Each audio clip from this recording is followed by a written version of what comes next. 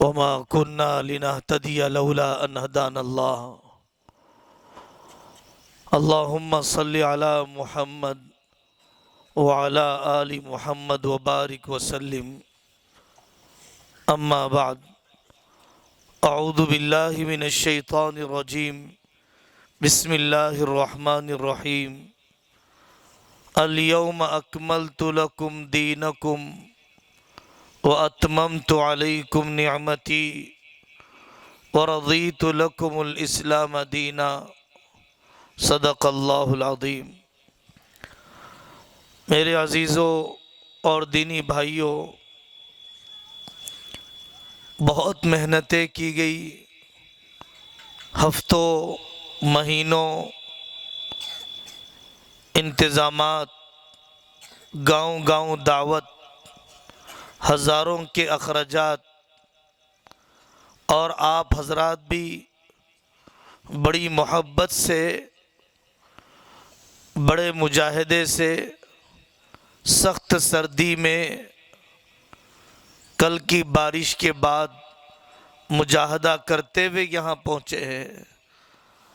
اللہ کرے کہ ہمارا کہنا سننا ہمارے علم اور عمل میں ترقی کا ذریعہ بن جائے۔ واقعی وہ بات بہت صحیح ہے جو مولانا الیاس صاحب رحمۃ اللہ علیہ فرمایا کرتے تھے مرکز کے تعلق سے، کہ جو مرکز میں آئے معمولات میں شرکت نہ کرے، اپنے آپ کو مرکز آیا ہوا نہ سمجھے۔ جو جلسے میں آئے جلسے کے معمولات میں شرکت نہ کرے، دھیان سے بیان نہ سنے، دیا جانے والا پیغام نہ لے جائے گھر کو، نہ سنائے گھر کو، نہ پہنچائے بیوی بچوں تک، وہ اپنے آپ کو جلسے میں آیا ہوا نہ سمجھے۔ اللہ تعالی ہم میں سے کسی کو محروم نہ فرمائے۔ شب برات ہے، رمضان مبارک کا استقبال ہے، حفاظ، علماء، صلحاء، نیک بندوں کا مجمع ہے، رات کا آخری حصہ شروع ہونے والا ہے، قبولیت کی گھڑیاں ہے۔ اس لیے میرے عزیزو، سب سے پہلی بات یہ ہے، اس زمانے کا سب سے بڑا مسئلہ اپنی نسلوں کے ایمان کی حفاظت، اپنے ایمان کی حفاظت۔ اس ملک کے اندر ہمارے علاقوں میں بطور خاص ارتداد کی لہریں اور ارتداد کی محنتیں، ایمان وہ نعمت ہے کہ دنیا کی ساری نعمتیں اس کے سامنے بے حیثیت ہے۔ ایمان کے پاسپورٹ کے بغیر جنت میں کوئی نہیں جائے گا، عمل اللہ کے یہاں قبول نہیں کیا جائے گا۔ وَقَدِّمْنَا إِلَى مَا عَمِلُوا مِنْ عَمَلٍ فَجَعَلْنَاهُ هَبَاءً مَنْثُورًا۔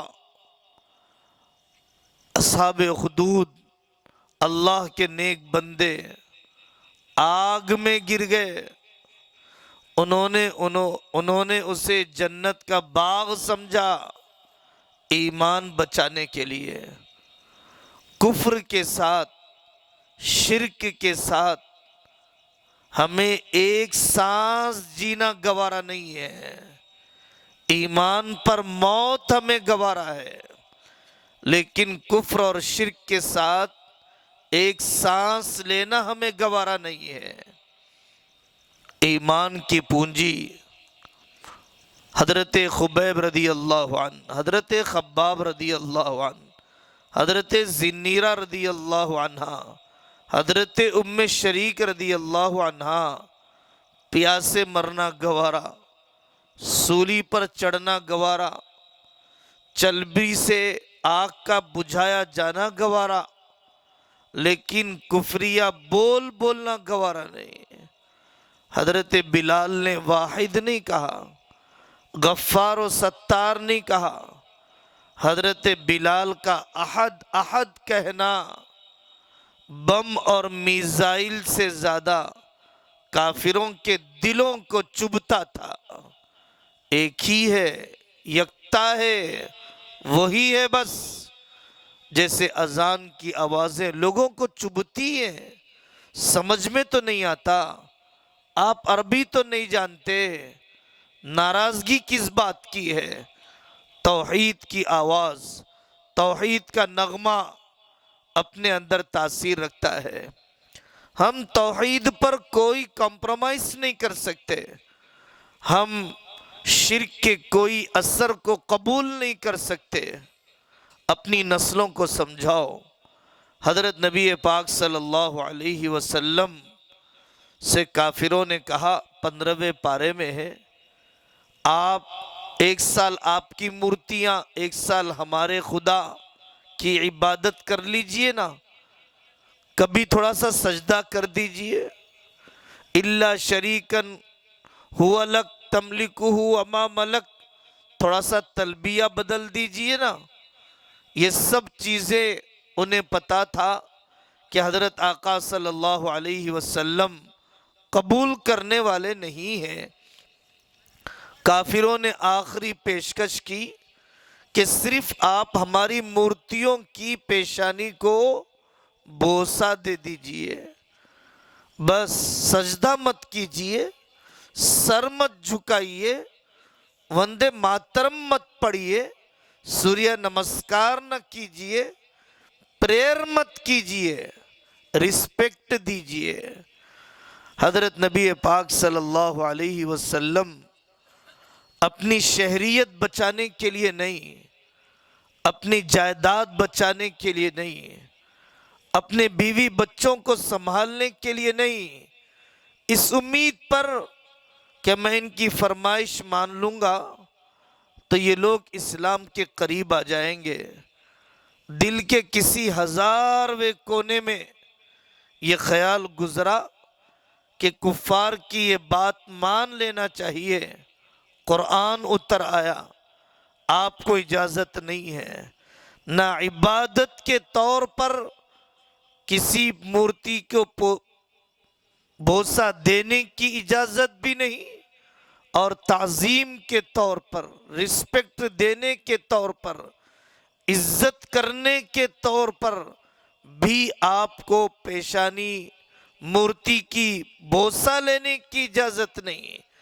اگر آپ نے ایسا کر لیا ہوتا، ہم نے آپ کے دل کو جمایا، اللہ تو اللہ ہے، محبوب تو محبوب ہے، وَلَوْلَا أَن ثَبَّتْنَاكَ لَقَدْ كِدتَّ تَرْكَنُ إِلَيْهِمْ شَيْئًا قَلِيلًا، اگر ہم نے آپ کے دل کو نہ جمایا ہوتا تو آپ کچھ نہ کچھ ادھر جھک گئے ہوتے۔ اس کے بعد اِذًا لَأَذَقْنَاكَ ضِعْفَ الْحَيَاةِ وَضِعْفَ الْمَمَاتِ، اگر آپ نے ان کی فرمائش کو پورا کر لیا تو پھر میں دنیا میں بھی دوگنا عذاب دیتا، آخرت میں بھی دوگنا عذاب دیتا۔ صرف ایک واقعہ سنا کر آگے بڑھتا ہوں۔ آزادی کے موقع پر انگریز نے جس داڑھی والے کو دیکھا اسے گولی مار دیا۔ لال قلعے کے سامنے سے ایک رکشہ چلانے والا داڑھی رکھ کر جا رہا تھا، اس نے سوچا مرنا ہی ہے، سنت پر مروں گا، مرنا اگر مقدر ہے تو پھر داڑھی رکھ کر مروں گا۔ اور ایک دوسرے شخص نے یہ سوچا جان بچانے کے لیے داڑھی موڑنا جائز ہے، ایمان تو میرے دل میں ہے، میں رخصت پر عمل کر لیتا ہوں۔ اس نے اپنی داڑھی مونڈ لی۔ انگریز کے سامنے سے جب وہ داڑھی والا رکشہ چلانے والا شخص جانے لگا، انگریز نے کہا یہ بھولا بھالا ہے، یہ کیا کرے گا، اسے چھوڑ دو اسے۔ اور جب وہ شخص گیا جس نے داڑھی مونڈ لیا تھا، انگریز نے اسے بلایا، اس کے کپڑے اتارے، ختنے کی علامت کو دیکھا اور اس کو قتل کر دیا۔ موت آنی تھی، داڑھی کاٹ کر بھی آئی ہے، اور زندگی جب باقی تھی تو داڑھی رکھ کر بھی باقی رہی ہے۔ وَلَا تَمُوتُنَّ إِلَّا وَأَنْتُمْ مُسْلِمُونَ، ارتداد آ رہا ہے شکیلیت کے فتنے کے ذریعے سے۔ حضرت خلیفہ مہدی اس دنیا کے ختم پر قیامت آئے گی، قیامت سے پہلے حضرت خلیفہ مہدی آئیں گے، ظاہر ہوں گے، مدینہ پاک میں ظاہر ہوں گے، مکہ مکرمہ میں بیعت کی جائے گی۔ حضرت خلیفہ مہدی چھپ کر نہیں رہیں گے، کھل کر آئیں گے میدان میں، مہدی ہونے کا دعویٰ نہیں کریں گے، قیادت کی بھیک نہیں مانگیں گے، مجھے چودراہٹ دو۔ امت ان کے مہدی ہونے پر، ان کے خلیفہ ہونے پر، اپنے قائد ہونے پر بیعت کر لے گی۔ حضرت خلیفہ مہدی حضرت فاطمہ کی نسل سے اور حضرت حسن کی نسل سے، ان کے والد کا نام عبداللہ، والدہ کا نام آمنہ، ان کا اپنا نام محمد، ان کا لقب مہدی، اور حضرت عیسیٰ علیہ السلام کے لیے لشکر تیار کریں گے، 7 8 9 سال انصاف قائم کریں گے، زکوٰۃ لینے والا کوئی نہیں رہے گا۔ یہ واضح علامتیں ہیں صریح حدیثوں میں، صحیح حدیثوں میں۔ اب اگر کوئی شکیل بن حنیف آ کر کہہ دے، کوئی جھوٹا آ کر کہہ دے میں خلیفہ مہدی ہوں، ایک علامت بھی اس کے اندر نہیں ہے، وہ جھوٹا تو ہے، وہ دغے باز تو ہے، وہ ڈپلیکیٹ تو ہے، لیکن وہ حضرت خلیفہ مہدی نہیں ہے۔ ہم برداشت نہیں کر سکتے اس فتنے کو۔ علامہ پٹنی رحمت اللہ علیہ، محمد علی جون پوری کا فتنہ بڑھنے لگا، اپنی پگڑی کو اتار دیا اور یہ کہا کہ میں یہ فضیلت کی دستار پگڑی نہیں پہنوں گا جب تک کہ اس مہدوی فتنے کا خاتمہ نہ کیا جائے۔ اکبر بادشاہ کا گجرات کے اس حصے سے گزر ہوا، اکبر بادشاہ نے حضرت کے سر پر پگڑی رکھی اور یہ کہا حضرت آپ پریشان نہ ہو، میں ذمہ داری لیتا ہوں کہ جھوٹے طریقے سے اپنے آپ کو خلیفہ مہدی ہونے کا دعویٰ کرنے والے شخص کا فتنہ میں بڑھنے نہیں دوں گا۔ ہمارے اکابر نے ایسے جھوٹے دعوے کرنے والوں کو برداشت نہیں کیا۔ ہمارے ایمان کا مسئلہ ہے، صرف لا الہ الا اللہ محمد الرسول اللہ صلی اللہ علیہ وسلم پڑھ لینے سے کوئی مسلمان نہیں ہوتا۔ آگے قطعیات پر یقین، متواترات پر یقین، ان سارے عقیدوں کو ماننا پڑتا ہے کہ جس میں سے کسی کا بھی انکار یا تعویل آدمی کو اسلام سے باہر کر دیتی ہے۔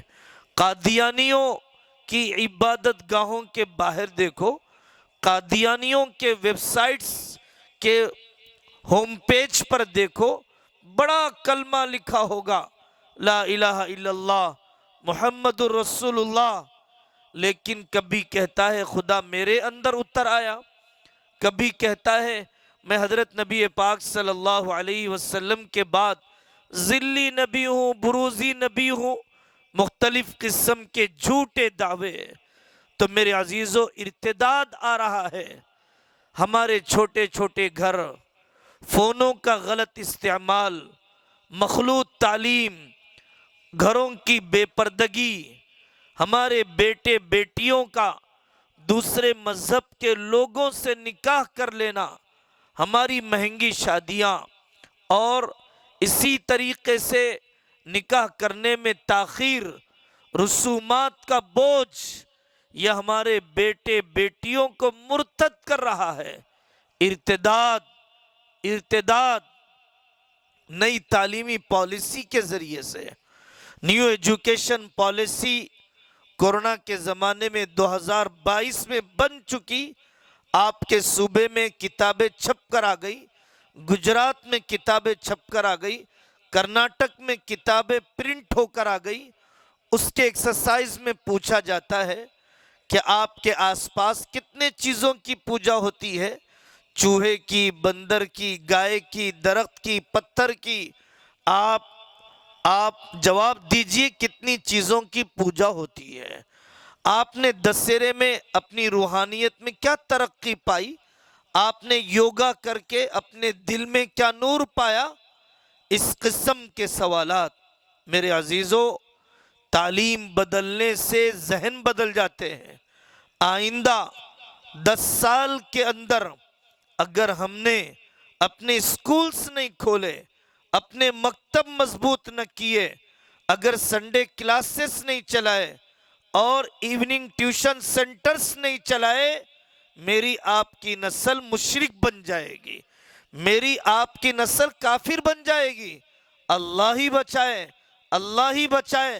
لیکن حفاظتی تدبیر، فسادات اگر ہوتے تو بہتر تھا، ماب لنچنگ اگر ہوتی تو بہتر تھی، اگر پورا ملک کاٹ دیا جاتا یہ کسی قدر بہتر تھا، اس سے کہ میں زندہ رہوں اور ایمان میرے دل سے نکال دیا جائے، میری نسل زندہ رہے اور ان کو کفریہ شرکیہ عقیدوں میں، تہواروں میں ڈبو دیا جائے۔ اس وجہ سے اپنی نسلوں کو وہ بول کر مرو جو حضرت یعقوب نے اپنے بچوں سے کہا، ما تعبدون من بعدی، بچوں کس کی عبادت کرو گے؟ کوئی عالم کا بیٹا نہیں، کوئی چودھریوں کا بیٹا نہیں، کوئی صدر صاحب کا بیٹا نہیں، کوئی مفتی صاحب کا بیٹا نہیں، کوئی حاجی صاحب کا بیٹا نہیں، نبی کی اولاد، باپ بھی نبی، دادا بھی نبی، پردادا بھی نبی، نبوت کا گھرانہ ہے۔ نسل کے ایمان کی حفاظت، حضرت ابراہیم کعبۃ اللہ کو بنا کر نسل کے ایمان کی حفاظت، وَجْنُبْنِي وَبَنِيَّ أَن نَعْبُدَ الْأَصْنَامِ، اے اللہ میری نسل کے ایمان کو بچا۔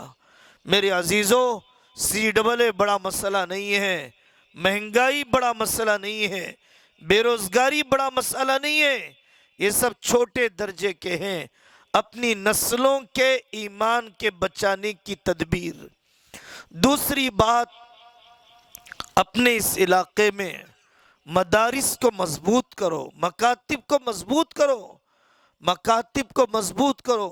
گجرات کے لوگ آئیں مکاتب کھولیں، فلانے پالنپور کے لوگ آئیں مکاتب کھولیں، ہماری مدد کریں۔ ہم اپنے پیروں پر کھڑے نہ ہو، ہم اپنے بچوں کے عقائد کے یاد دلانے کے ساتھ سمجھانے کی اگر فکر نہ کریں، ہمارے بچوں کی تعلیم کیسے بچے گی؟ سنو، مصر میں ایک بہت بڑے اللہ کے ولی گزرے، سحنون بن حمزہ رحمت اللہ علیہ۔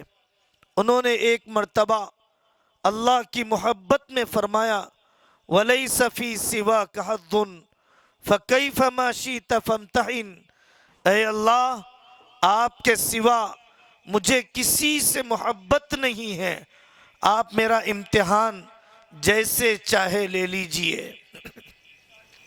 پیشاب رک گیا، آزمائش میں ڈال دیا گیا، وہ دعا کرانے کے لیے مکتب آئے، بچوں میرے لیے دعا کر دو، میں نے آزمائش کو مانگا۔ آزمائش نہیں مانگنا چاہیے، عافیت مانگنا چاہیے۔ یہ مکاتب جہاں وقت کے ولی دعا کروانے کے لیے آتے ہیں، یہ مکاتب ایک جگہ فساد ہوا، لوگوں سے کہا جاتا تھا ہمارے خدا کا نام لو تب تمہیں کھانے کی پیکٹ دی جائے گی۔ ایک بچہ 3 دن کا بھوکا، کیسا اس کا استاد تھا ہوگا، بھاگا وہ اللہ اکبر کہتے ہوئے، میں دوسروں کے خداؤں کا نام نہیں لوں گا، میں شرکیہ بول نہیں بولوں گا، بھوکا مر جاؤں گا، اللہ اکبر بولتے ہوئے۔ جس کا خاندان اجڑ گیا، فسادات کے اندر، زلزلوں کے اندر۔ یہ مکاتب ہیں جو ایمان کا بیج بوتے ہیں، یہ مدارس ہیں۔ ترکی کی تاریخ کو پڑھو، رشیا کی تاریخ کو پڑھو، علماء کے کمر جھک گئے قبروں میں چھپ کر بچوں کو پڑھانے کی وجہ سے۔ ترکی کی تاریخ دیکھو، جنگلوں میں چرواہوں کے لباس پہن کر بچوں کو حافظ بنایا، اپنی نسلوں تک علم دین کو پہنچانے کے لیے جان ہتھیلی میں لی، غاروں میں لے گئے، بچوں کے آنکھوں پر پٹی باندھی اور غار میں لے جا کر عالم کورس کی کتابیں پڑھائی۔ کہیں ایسا نہ ہو کہ میرا بچہ پولیس کے ہاتھ لگ جائے اور یہ غار کی جگہ بتا دے، اور جو چھوٹی موٹی کتابیں رہ گئی تھی وہ بھی کہیں پولیس لے کر جلا نہ دے۔ مکاتب بہت اہم ہیں۔ میں آپ کو دو مثالیں سناتا ہوں۔ دھن چاہیے میرے بھائیوں، دھن نہیں چاہیے، دولت نہیں چاہیے، ہمت چاہیے، ہمت چاہیے۔ یہ ایک ایک گاؤں خود کفیل ہو جائے گا دینی اعتبار سے اگر وہاں عالم تیار ہو جائے، وہاں مفتی تیار ہو جائے، وہاں حافظ تیار ہو جائے، وہاں عالمہ تیار ہو جائے۔ یہ ایک ایک گاؤں خود کفیل ہو جائے گا، اپنے قدموں پر ٹھہر جائے گا۔ کرنے والے کیسے کیسے کرتے ہیں؟ دو واقعے سناتا ہوں۔ مسلمہ بن عبد الملک بادشاہ گزرا ہے بنو امیہ کا۔ ایک قلعہ فتح نہیں ہو رہا تھا، اس نے اعلان کیا کون یہ قلعہ فتح کرے، اس قلعے کی دیوار میں سوراخ لگائے، کود کر جائے، اندر سے کیواڑ کھود دے، ہم قلعے میں داخل ہو جائیں گے۔ موت کا کنواں، موت کا کنواں۔ ایک اپنے چہرے کو نقاب ڈالے ہوئے فوجی داخل ہوا، دیوار کو سوراخ کر کے تیروں سے چھلنی ہو کر کیواڑ کھول دیا قلعے کا۔ مسلمان فوج اندر داخل ہو گئی۔ مسلمہ بن عبد الملک نے کہا کون ہے وہ شخص جس نے ہمیں اس قلعے کے جیتنے میں مدد کر دی؟ کون ہے وہ شخص؟ کھڑے ہو جاؤ، کون ہے؟ کوئی نہیں کھڑے ہوتا۔ یہاں چھپنے کی فکر میں رہتے ہیں، وہاں چھپنے کی فکر میں ہیں۔ یہاں نیکی بتانے کا غم ہے، وہاں نیکی چھپانے کا غم ہے۔ ایک نوجوان آیا بہت اصرار کرنے پر اور آ کر کہا بادشاہ سلامت، میں بتاؤں گا وہ آدمی کون ہے، لیکن اس کا نام نہ پوچھنا۔ میں بتاؤں گا یہ کارنامہ انجام دینے والا کون ہے، اس کا قبیلہ نہ پوچھنا۔ میں بتاؤں گا کہ کون ہے جس نے موت کے کنویں میں اپنے آپ کو ڈالا، لیکن اسے انعام نہ دینا، ورنہ وہ نہیں بتائے گا اپنا نام۔ تو حضرت مسلمہ بن عبد الملک بن مروان نے کہا ٹھیک ہے، بتا دو صحیح کون ہے وہ۔ اس کے چہرے پر نقاب ڈالا ہوا، اس نے سر نیچے ڈالا اور ڈالتے ہوئے کہا وہ میں ہی ہوں، اور آگے چلے گیا۔ دنیا آج تک اس کو نہیں جانتی ہے۔ مسلمہ بن عبد الملک دعا کرتا تھا اللہم جعلنی مع صاحب النقبی، اے اللہ دیوار میں سوراخ کر کے مخلصانہ طریقے پر قربانی دینے والے اس آدمی کے ساتھ قیامت کے دن میرا حشر فرما۔ وہ کون ہے؟ وہ قربانی دینے والا کون ہے؟ ایسے ایسے مخلص ہیں دین کے کام کرنے والے۔ استنبول میں ایک مسجد ہے جس مسجد کا نام ترکی زبان میں سانکییدم، جس مسجد کا نام سانکییدم، گویا میں نے کھا لیا، گویا میں نے کھا لیا۔ ایک بندے کو اپنے محلے میں مسجد بنانے کی فکر ہوئی، ایک دیوانہ چاہیے اس بستی میں، ایک محلے میں، ایک گاؤں میں، ایک برادری میں، ایک خاندان میں ایک دیوانہ چاہیے۔ اس نے کہا مجھے مسجد بنانا ہے، کیا کروں میں؟ وہ کبھی فروٹ خریدنے کے لیے دکان میں جاتا گھر کے لیے، تو فروٹ کتنے کے؟ یہ 300 روپے کے۔ چلو گویا میں نے کھا لیا، 300 روپے لے جا کر غلے میں ڈال دیتا مسجد کی تعمیر کے لیے۔ عید کا موقع آیا، کپڑے کی دکان پر گیا، یہ سارے کپڑے کتنے پیسوں کے ہیں؟ 3000 کے ہیں۔ گویا میں نے پہن لیا کپڑے، 3000 لے جا کر غلے میں ڈال دیتا مسجد کی تعمیر کے لیے۔ اپنی خواہشات کو نہیں، ضرورتوں کو قربان کیا، اپنی تمناؤں کا خون کیا۔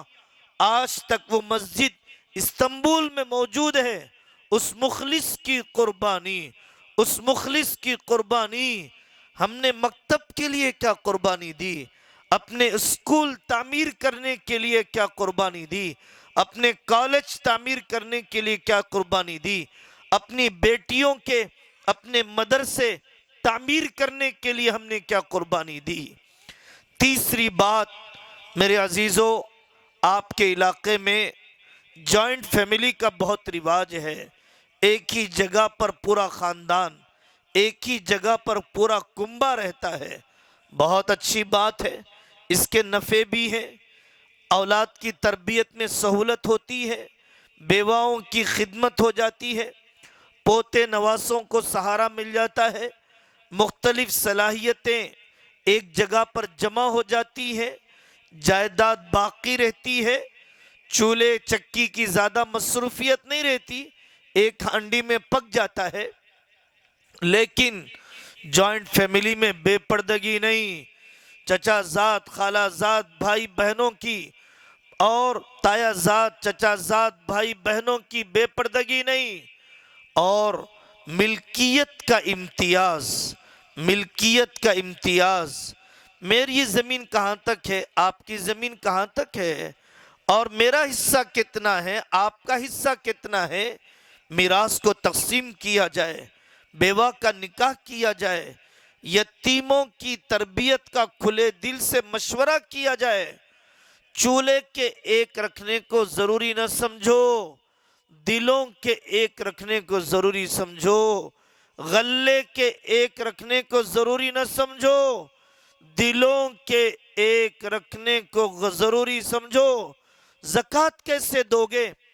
اپنی عورتوں کی زکوٰۃ، اپنے عورتوں کی زکوٰۃ، جب خاندان کے صدر اور ذمہ دار کے پاس سارا پیسہ، زکوٰۃ بھی دو اپنی بہوؤں کی، فرض حج کی فکر بھی کرو، اپنے بیٹوں اور اپنی بہوؤں اور اپنے دامادوں کے فرض حج کی فکر بھی کرو۔ جب کسی کا انتقال ہو جائے تو پھر جائیداد کی تقسیم کے طریقے علماء سے معلوم کرو۔ دادا کا انتقال ہوا، جائیداد تقسیم نہیں، باپ کا انتقال ہوا، جائیداد تقسیم نہیں، پوتے نواز سے آ گئے اور الجھنے ہیں، خون کے رشتے، خون کے پیاسے بن گئے۔ یہ شب برات، یہ مبارک رات، یہ نورانی رات، اس کی دعا سر سے اوپر نہیں جائے گی جو دلوں میں کینے لے کر ہے، اس کی دعا سر سے اوپر نہیں جائے گی جس نے اپنے رشتوں کے درمیان دراڑوں کو ختم نہیں کیا، ساس نے بہو کے ساتھ ختم نہ کیا، بھائی نے بھائی کے ساتھ ختم نہیں کیا، بھتیجے نے چچا کے ساتھ ختم نہیں کیا۔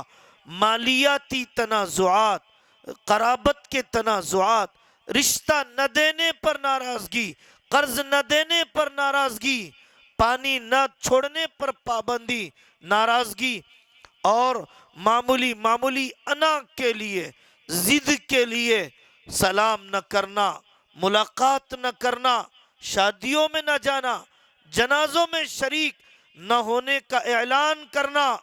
میرے عزیزوں، کتنے دن جینا ہے، کتنے دن جینا ہے؟